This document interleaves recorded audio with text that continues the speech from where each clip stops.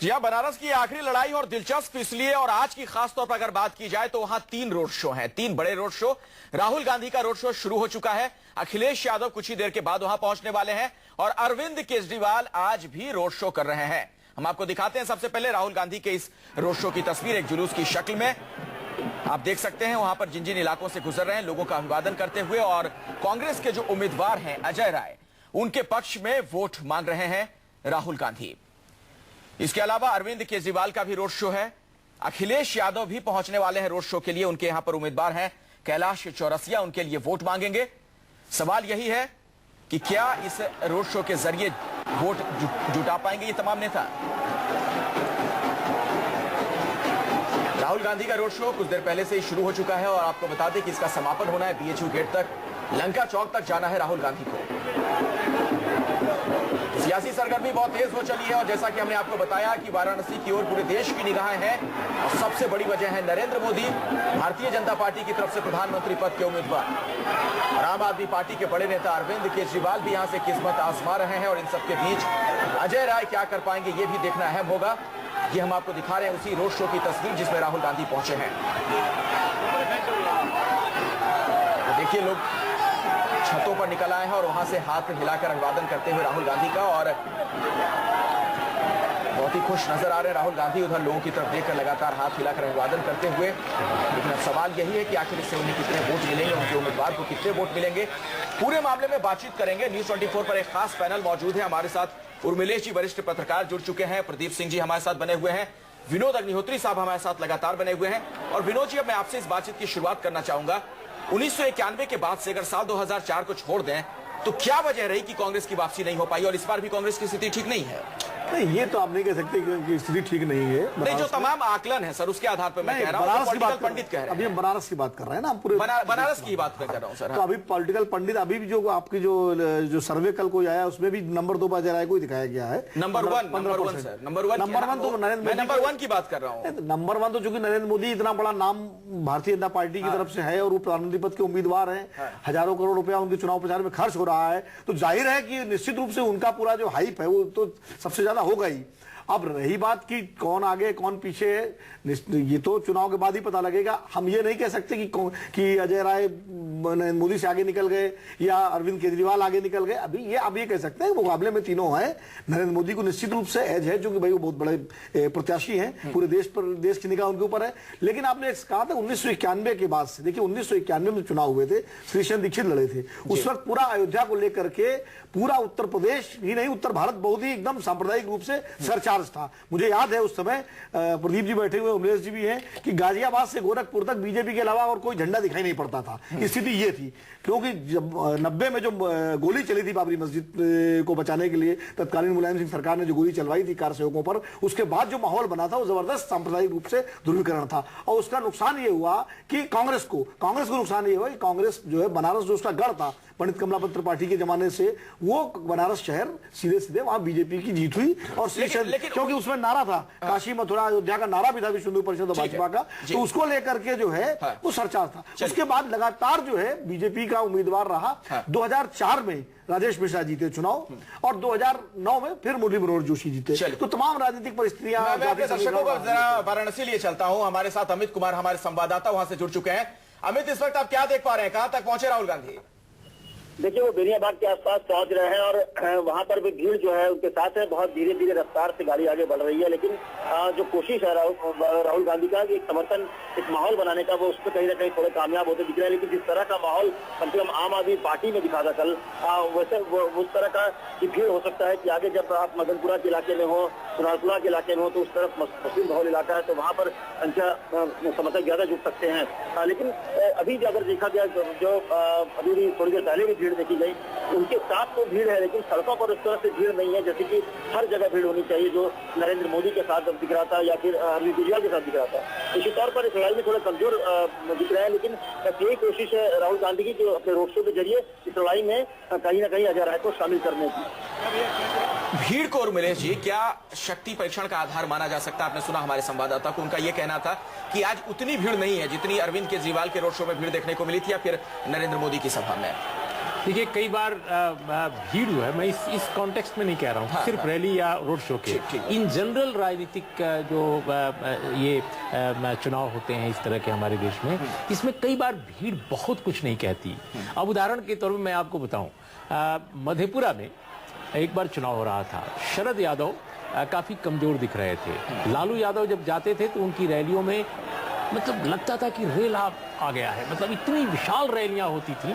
और जब चुनाव संपन्न हो गया तो आदरणीय शरद यादव जी बहुत दुखी थे और वो धरना पर बैठ गए कि लालू यादव ने लूट लिया है सब, और सब मुझे हराने का इंतजाम कर लिया है। मतगणना हुई, शरद यादव चुनाव जीत गए तो, जबकि उनके पास भीड़ नहीं दिख रही थी। तो मैं यही कह रहा हूं कि कई बार जो भीड़ होती है वो बहुत कुछ नहीं कहती, कई बार बहुत सारी चीजें साइलेंट होती हैं। लेकिन ये जो चुनाव है इसमें काफी पोलराइजेशन हुआ है, इसमें कोई दो राय नहीं है। और अभी जो आप देख रहे हैं ये रैलियां, तो इन रैलियों का मकसद केवल मतदाता बनाना नहीं है, क्योंकि मतदाता तो काफी हद तक अपना मन बना चुका होगा। लेकिन ये जो अंतिम दिन होता है ये एक तरह से शक्ति प्रदर्शन है, एक तरह से अपने समर्थकों में उत्साह भरना, अपने समर्थकों के मनोबल को ऊंचा करना ताकि वो टूटे ना, खासकर जो हाशिए पर लोग हैं, फेंस पर लोग हैं, वो इधर उधर हिले ना। तो ये कुल मिलाकर ये एक मनोवैज्ञानिक संघर्ष है, एक मनोवैज्ञानिक युद्ध है। ठीक है प्रदीप जी, जो मैं सवाल पूछ रहा था यहाँ पर विनोद अग्निहोत्री साहब से, उसी को मैं आगे बढ़ाना चाहूंगा। वो बनारस जो कभी वामपंथियों का गढ़ हुआ करता था, कांग्रेस का भी गढ़ हुआ करता था, क्या सिर्फ ये माना जाए कि अयोध्या में जो आंदोलन हुआ 1991 में, उसके बाद से बीजेपी के वहां पर जीतने लगे, 2004 को मैं छोड़ दूं तो सिर्फ वही एक वजह है कि बीजेपी और भगवा झंडे का गढ़ बन गया बनारस? नहीं अखिलेश, आप उत्तर प्रदेश की पूरी राजनीति को देखिए कि कांग्रेस पार्टी जो एक तरह से पूरा उसका वर्चस्व था, देश में भी था, उत्तर प्रदेश में तो था ही, उसने किस तरह से अपना सामाजिक आधार एक एक करके खोया है। पहले उसका सवर्ण गया बीजेपी के साथ, मंडल अयोध्या आंदोलन के समय मंडल के कारण मुसलमान, मंडल के बाद मुसलमान गया वीपी सिंह और मुलायम सिंह के साथ, और उसके बाद उसका दलित आधार कांशीराम और मायावती ले गए। तो जो उसके तीन मुख्य आधार, सामाजिक आधार थे कांग्रेस पार्टी के, वो तीन जगह चले गए। उसके बाद से उसका संगठन, प्रदेश में नेतृत्व और सामाजिक आधार, ये फिर से खड़ा नहीं हो पाया। उसको कांग्रेस पार्टी का, खासतौर से जो सवर्ण मतदाताओं का आधार है, उसको रिप्लेस किया कांग्रेस को बीजेपी ने, और वो अभी तक बना हुआ है। कांग्रेस वो वापस नहीं ले पाई है, न तो अपना दलित जनाधार वापस ले पाई है। मुस्लिम जरूर बाबरी मस्जिद के बाद जो नाराज हुआ था, कुछ समय बाद धीरे धीरे लौटा। आज उसकी अगर कांग्रेस अच्छी हालत में हो तो मुसलमानों की पहली पसंद शायद कांग्रेस पार्टी हो, लेकिन अब वो उस स्थिति में नहीं है कि मुस्लिम वोट लेकर वो जीत सके। तो इसलिए मुसलमान अगर टेक्निकल वोटिंग करता है तो उस हालत में वो कांग्रेस की तरफ नहीं देखेगा। लेकिन उर्मिलेश जी, क्या वाकई कांग्रेस संजीदा है बनारस को लेकर? क्या ये माना जा सकता है? क्या राहुल गांधी को और पहले प्रचार में नहीं उतरना चाहिए था? ये और भी तमाम बड़े जो नेता है माहौल बनाने के लिए आखिरी वक्त में जाने का फिर क्या मतलब है? नहीं देखिए, बनारस को लेकर कांग्रेस सीरियस है, इसमें कोई दो राय नहीं है, जहां तक मैं समझ रहा हूं। नहीं, क्योंकि कुछ लोग ये कह रहे हैं, मैं उसी पर प्रदीप सिंह जी से चर्चा कर रहा था, उस वक्त आप नहीं थे, कि माना यह भी जा रहा है कि हो सकता है चूंकि नरेंद्र मोदी अमेठी पहुंच गए इसलिए राहुल गांधी इधर आ गए प्रचार। नहीं, पहले से उनका प्रोग्राम था, जहां तक मेरी जानकारी है। राहुल गांधी का जो शेड्यूल था वहां जाने का, वो पहले से बना हुआ। प्रियंका गांधी के बारे में जानकारी नहीं, राहुल का भी था, इसमें कोई दो राय नहीं है। और राहुल गांधी का तो नहीं, पहले से था। एआईसीसी में जो बहुत सारे लोगों से हमलों की बात होती है, राहुल गांधी का वहां था। प्रियंका गांधी के बारे में खबरें अखबारों में जरूर छपती थी, वो एआईसीसी में थी नहीं थी अलग बात है कि भाई वो जाएंगी नहीं जाएंगी, वो दो जगह केवल प्रचार करेंगे। अजय राय ने खुद कहा था, अजय राय ने उन्होंने शुरू में चिट्ठी, संवाद हुआ, खास बातचीत में इस बात का जिक्र उन्होंने किया था, प्रियंका गांधी ने श्योर किया है कि वो आएंगे, शुरू में था ऐसा। लेकिन देखिए, चीजें जो है एआईसीसी तय करती है, पार्टी तय करती है। कई बार फैमिली से बाहर भी बहुत सारी चीजें होती हैं। तो मेरा ये कहना है कि वो पार्टी के उपाध्यक्ष हैं, और सच पूछिए तो इस पूरे चुनाव में वो कैंपेन के सबसे बड़े कप्तान है अपनी पार्टी के। वो कहीं किसी वक्त तय कैंपेन कमेटी के चेयरमैन भी हैं, तो इसलिए उनको जाना उनका हक बनता है, और वो गए, ठीक किए। लेकिन मैं एक दूसरी बात कह रहा था कि देखिए, कांग्रेस इसलिए महत्वपूर्ण है इस लड़ाई में क्योंकि पूर्वांचल में यही एक इलाका है बनारस जहां पर कांग्रेस ट्रेडिशनली बहुत मजबूत रही है। कमलापति त्रिपाठी उसके बड़े दिग्गज नेता कांग्रेस के, बड़े पुराने जमाने से वो वहीं के रहे हैं, लगातार चुनाव जीतते रहे, मुख्यमंत्री बने, रेल मंत्री बने, कांग्रेस के वो कार्यकारी अध्यक्ष भी बने, कार्यकारी अध्यक्ष था शायद उनका पद। तो वो पुराना गढ़ है उनका।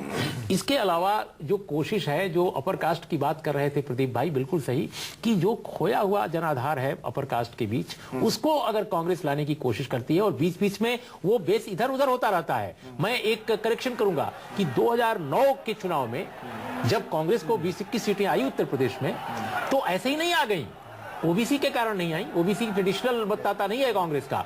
वो अपर कास्ट का जब झुकाव कांग्रेस की तरफ हुआ तो मुस्लिम मतदाता भी उन्होंने देखा कि भाई कांग्रेस भी ठीक ठाक स्थिति में है, उन्होंने उसको वोट करना शुरू किया। क्योंकि आप ही कह रहे थे, अपने मित्रों में से कोई कह रहा था कि भाई मुस्लिम मतदाता की अभी भी हिंदी बेल्ट में प्रथम प्राथमिकता शायद कांग्रेस है कई जगह, लेकिन वो तभी वोट देता है जब देखता है कि और वर्ग भी हैं। ये लेकिन जो वोट बैंक है, विनोद जी, आपका आकलन क्या कहता है, किस तरफ जा रहा है बनारस में? क्योंकि अरविंद केजरीवाल भी लगातार टाल ठोक रहे हैं और उनका कहना है कि, और आकलन भी लगाया जा रहा है कि शायद उनकी तरफ आ रहे हैं मुस्लिम मतदाता। नहीं, ये निर्भर करेगा, जो भी प्रदीप जी भी कह रहे थे कि ये 11 तारीख को दरअसल क्या है कि अरविंद केजरीवाल के साथ एक समस्या ये है कि उनका कोई सामाजिक आधार बेस वोट नहीं है। जैसे अजय राय के बारे में माना जा सकता है, अगर वो टोपी पे उर्दू में भी लिख रहे हैं मजबूत, तब भी उन पे यकीन नहीं करेगा मुस्लिम मतदाता, ये कह रहे हैं। नहीं, यकीन करना चाहता है, ऐसा नहीं है। सवाल जीतने की स्थिति में है कि नहीं है, वो इस बात का असेसमेंट करेगा कि नरेंद्र मोदी के मुकाबले अजय राय और अरविंद केजरीवाल कौन ज्यादा। और अखिलेश, मेरी जो मैं चूंकि पड़ोस का ही रहने वाला हूँ, जहाँ बनारस है, और मेरा घर आई थिंक 2 घंटे का रास्ता है, तो मेरे बहुत सारे परिचित हैं। मैं स्वयं बचपन में मेरी पढ़ाई लिखाई भी हुई, तो मैंने बहुत सारे मित्रों से बात की। मैं स्वयं जा तो नहीं पाया, लेकिन cross section of people, I mean academician, journalist, व्यापारी, किसान, आमतौर पे हर तरह के लोगों से मैंने बात की और गांव में भी बात की। उससे मुझे जो अभी एक तस्वीर उभरती नजर आ रही है कि बनारस में अरविंद केजरीवाल, वो भले दिल्ली से गए हों, भले उनका सो कॉल्ड सामाजिक आधार वहां कोई ना हो, लेकिन बड़े तगड़े एक उम्मीदवार के रूप में इमर्ज किए हैं। और उनकी स्थानीयता और बाहरी ये मुद्दा नहीं रह गया है। और वो तो सभी है कुल मिलाकर अजय राय को, एक जो भाजपा के खिलाफ जो समाज है, वहां एक समुदाय जो है, बड़ा तबका जो भाजपा का पक्षधर नहीं है, अगर उसके बाहर आप देखिए तो एक बड़े ध्रुव जरूर बन गए हैं अरविंद केजरीवाल। अब मैं ये नहीं जानता कि इसमें पोलराइजेशन जो आप बात चर्चा कर रहे हैं उसमें क्या होगा, लेकिन मुस्लिम मतदाता निश्चित रूप से ये देखेंगे कि वहां पर नरेंद्र मोदी के मुकाबले सबसे ऊपर कौन है। और अगर अरविंद केजरीवाल दिखेंगे तो मुस्लिम मतदाता उनके सेकुलर क्रेडेंशियल पर कभी डाउट नहीं कर सकता है। आपने एक महत्वपूर्ण बात कही सर, आपने कहा कि ध्रुव बन गए, लेकिन धुरी बन पाएंगे कि नहीं, ये एक बड़ा सवाल है। इस पर भी हम बात करेंगे सर, एक ब्रेक ले में रुकना पड़ेगा।